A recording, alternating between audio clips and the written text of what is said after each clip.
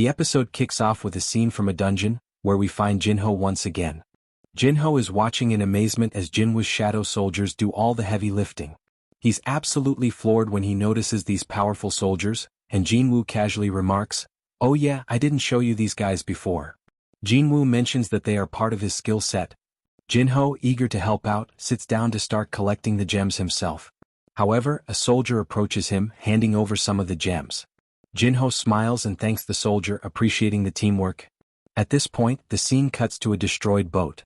The ship is wrecked, and all the soldiers aboard are dead, except for one survivor who is left terrified. A massive figure emerges from the wreckage. At first, the survivor believes this towering figure is a magical beast, but to his shock, it's simply a human. This encounter is an eerie foreshadowing of things to come.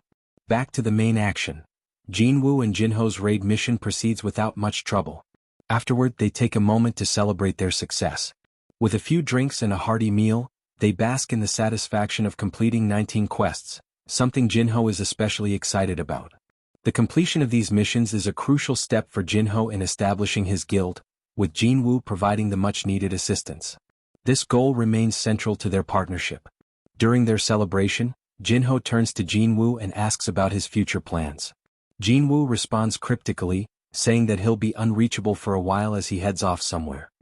Jinho opens up about his relationship with his older brother, revealing that they've never had a meaningful conversation, and that his brother doesn't even like him.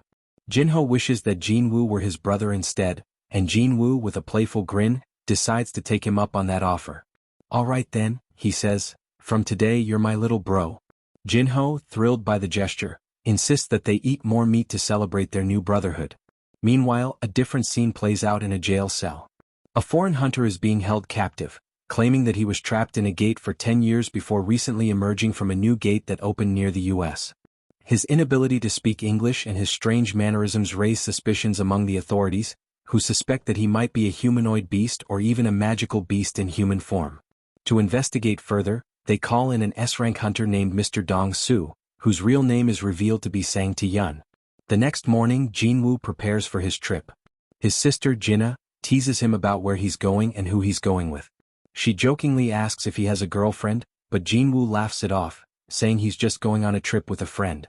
He heads off to the Deem Castle, the same castle Sarba introduced him to in the past. When Jinwoo first visited the castle, his level was only 20, but now his level has nearly tripled. Confident in his abilities, Jinwoo decides he's ready to take on the boss this time. Upon entering, he receives a quest notification that requires him to collect 10,000 demon souls. Without hesitation, he dives into the dungeon, surrounded by countless demons. While Jinwoo faces off with demons, Jinho visits his father. Their conversation turns to the guild, and Jinho's father asks whether he intends to take over the family guild.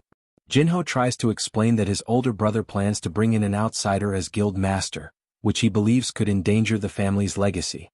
Jinho's father mentions Jinwoo, recalling his involvement in the Double Dungeon incident, the White Tiger Guild's Red Gate crisis, and how he saved survivors during the incident. With Jinwoo's help, Jinho managed to obtain his guild master license. Jinho asks again for his father's permission to take over the guild, but his father offers a deal. "On one condition," he says. "You must recruit Jinwoo to join our guild." Confidently, Jinho promises that he can get Jinwoo to join. Back at the Deem Castle, Jinwoo is busy wiping out demons but quickly notices something odd. He cannot extract their souls. However, he stumbles upon a gate pass, which is an entry permit for moving to the second floor. Realizing the distance, Jinwoo summons his Ice Bear boss to help him get to the gate. The Ice Bear's strength is impressive, and Jinwoo names it Tank for its tank-like abilities. Meanwhile, we cut to a scene with Cha-hain. She's coming out of a swimming pool, and as usual, everyone around her is struck by her beauty. However, Cha appears tense, recalling a conversation with Choi Jong-in. She questions why they aren't revealing the red eyes and growing wings of magical beasts to the public. Choi reassures her that they need to focus on becoming stronger and building their guild to be the country's best. For now, they must stay silent about the looming threat. Back in the dungeon, Jinwoo reflects on his initial expectation of the dungeon, assuming it was an S-rank level, only to find that most of the demons here are only upper B rank. He presses on, continuing to collect gate passes and clearing more floors. As he advances, he realizes that the dungeon might have 100 floors, similar to the original tower. He continues pushing forward, though his supplies are running low, and he needs to head back home soon as he promised his sister he'd return in a week. After many trials, Jinwoo finally collects the 10,000 demon souls and reaches the 49th floor. To ascend to the 50th floor he must face the Demon King Ash Vulcan, who rules the lower floors. Meanwhile, 2 representatives from the White Tiger Guild have come to recruit Jinwoo, but they find that Jinwoo isn't home. They approach his sister Gina, and learn that Jinwoo's location is still in the city. They track his last known location, which was right in the middle of the city. At this point, Jinwoo tells his shadow army to handle the demons while he focuses on taking down the boss. His shadow army moves into action, with Igris leading the charge. Jinwoo notices that his soldiers have become more powerful, with their numbers, intelligence and magic abilities all improving. But just when things seem to be going well, the boss, Ash Vulcan, teleports to the battlefield, catching everyone off guard. Even Igris is shocked by the boss's sudden appearance. The Demon King attacks with lightning speed, and Jinwoo is forced to block its attacks with his iron shield. Despite the shield's strength, the Demon King's relentless assault tests Jinwoo's limits. He quickly realizes that he needs to target the smaller head on the Demon King's body to defeat it, but stopping its erratic movements proves difficult. The battle intensifies, with Jinwoo using his strategy to lure the boss into a building. The fight scenes are intense, and the action is nothing short of spectacular. Meanwhile, we cut to Sang and Dong-Su, who are engaged in a heated conversation. Dong-Su mocks Sang, asking if magic beasts can really take human form. Sang responds calmly, telling him he can prove it with a DNA test if he wants. Dong-Su, tired of the conversation, dismisses him, but Sang presses on, asking how much humanity really knows about gates and magic beasts. He warns that the gates and beasts are simply harbingers of a much greater disaster.